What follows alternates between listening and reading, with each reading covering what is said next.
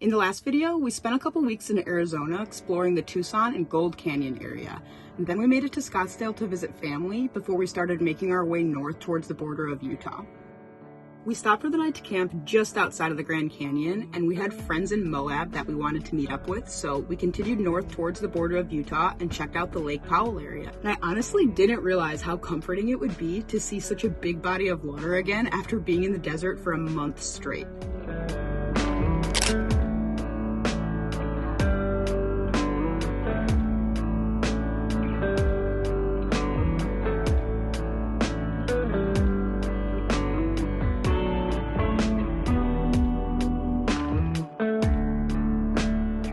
We continued heading north and we made it to Monument Valley just before the sunset, but unfortunately the tribal park and the main road into the valley was closed. We decided to just keep pushing forward and we drove through the classic photo spot there before we just tried to find a spot to park for the night.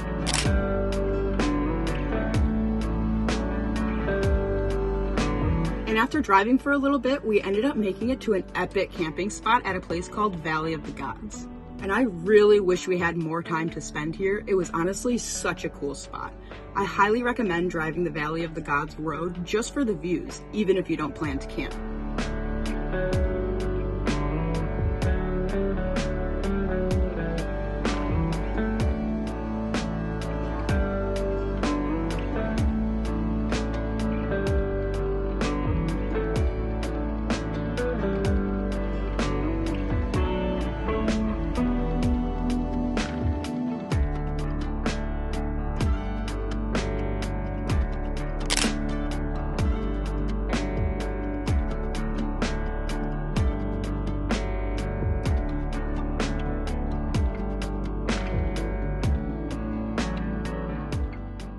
The next morning, we had to move on because we had plans to meet friends in Moab, but sadly, this is when I did the least amount of filming the entire trip. And the reason that I don't have much footage is because I got super sick for the first time in the van, which really sucked. I think we spent almost 2 weeks in Moab total, which is, I think, the longest that we stayed anywhere the entire trip, and I really only filmed a couple horizontal clips for YouTube. So here I am again, trying to fill in the rest of the story for you guys. First, we met up with my friend Dan, who is originally from Michigan as well, but he now lives full-time in his schoolie with his dog Diesel. We had been talking back and forth about electrical stuff on Instagram for a while now, so it was awesome to finally get to meet him in person. He had already scoped out a spot to camp there, and he had been there for a few days. It was the perfect spot on BLM land, just outside of Canyonlands National Park, like 20 minutes from Moab, and there was a lot of people there, but it was super spread apart. And then my friend Shalee came out and brought her 2 cats, Aspen and Mav, and her brand new truck camper. I really wish I had footage of all of this, but having the cats around was honestly such a cool experience. I love seeing Shalee out there living her best life and bringing her cats with her. The cats honestly had a blast, and I had a blast too because I was feeling pretty down, so it was honestly really cool to have some pets with us. So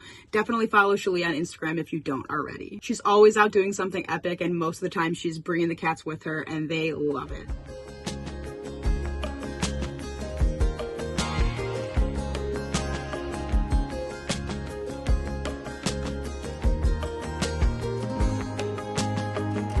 But we did do a couple of hikes and a few sunset missions at Canyonlands and at Dead Horse State Park, so I do at least have a couple photos from that.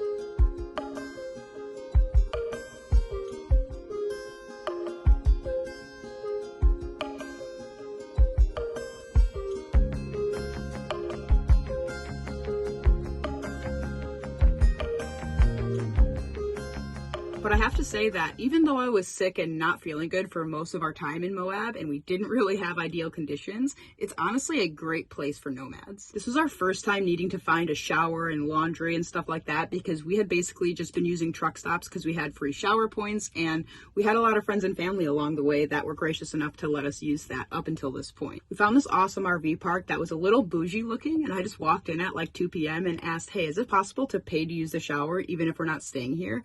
And she kind of was like, yeah, that's no problem. It'll be $4, or I think it was $4. It was something really cheap, and honestly, I think it was the cleanest shower that we used the whole entire trip. So we definitely took advantage of that plenty of times, and that was very nice to have while I was sick and trying to recover. And honestly, we learned that was a great hack to just go to the fancier, bougier RV parks during like slow times and just ask if you can pay to use the shower. And we have never gotten a no yet. Then I had to get my first package while on the road, which I thought was going to be really complicated, but honestly, doing the general delivery through the Moab post office was super easy. We worked out of the coffee shop in town a ton there because we didn't really have the best service at our spot, which I guess was really the only drawback of that spot. Like I said, the weather did take a turn, and it was honestly super windy and cold for almost the entire time we were in Moab. And this is also the point where I started to have my first few major deadlines that were due, and I started getting job opportunities back in the Midwest that were just kind of giving me anxiety and starting to potentially derail our plans for this trip. Then add on not having made any YouTube videos up until this point. This had been almost like a month and a half on the road, and the fact that I hadn't made a YouTube video was definitely starting to eat away at me. But honestly, I just felt like a huge failure, even though it was literally living out my dreams. So that's kind of a weird concept. But anyone that's a photographer or content creator and is trying to do everything can probably relate to that pressure. You finally get to all of these places that you've been literally dreaming about your entire life. And as a photographer or content creator, all this pressure hits and you just feel like you have to do YouTube shorts, YouTube long form, Instagram reels, Instagram stories, photos for Instagram, TikTok. I know there's stuff that I'm forgetting, but anybody that does it full time knows that it's extremely overwhelming and it's really hard to balance. And I definitely had a little bit of imposter syndrome, kind of like, what the heck are you doing? Why are you not being a content machine right now and just taking advantage of this opportunity? And it's just because I set unrealistic expectations for myself and thought that I was going to just be working the entire trip and not taking a day for ourselves. And that just didn't happen. During this time, I honestly just felt like crap. And I was sick and I just didn't want to be on camera. And I truly just felt like paralyzed when it came to sharing. Started to recognize that pressure from all the content and stuff that I should be making was starting to ruin the present moment. And I just wasn't even able to enjoy the moments for what they were. I think just being on the road for over a month straight, I was just completely overwhelmed in general. So a lot of this time we spent working, just trying to recover from being sick and just planning for what's next. And like I said, I debated on even sharing any of this because the footage that I got from this part was just terrible and not what I wanted. I hope it doesn't come off that I'm just sitting here complaining and making a bunch of excuses, but I did want to be honest about how I really felt, because I know everybody glamorizes van life, especially on YouTube, and honestly, it is amazing most of the time. But it's not always sunshine and rainbows all of the time, and there are a lot of other things to consider and downsides that a lot of people don't talk about here on YouTube. So yeah, that's why there was almost no footage of us in Moab. For the most part, it was mostly just vertical stories and stuff like that. But I'm just so glad that we got to spend some time with friends, and we ended up finding such a cool spot for me to spend those 2 weeks recovering. So after a much needed reset and finally feeling better after being sick for the first time in the van, I actually felt a little confidence boost and I was ready to get back on the road. But it was starting to become busy season in Moab and it was getting really crowded. So after Shalee and the cats left, we actually woke up to snow one morning, and that was definitely our cue that it was once again time to move on. And that's where I'm going to end this one for now. Stay tuned for the next video where we send it from Utah to California to spend a couple weeks chasing the super bloom and driving up the coast, where some of my favorite moments on this whole trip happen. Thank you guys for watching. Hope you have a great rest of your day, and I'll see you in the next one.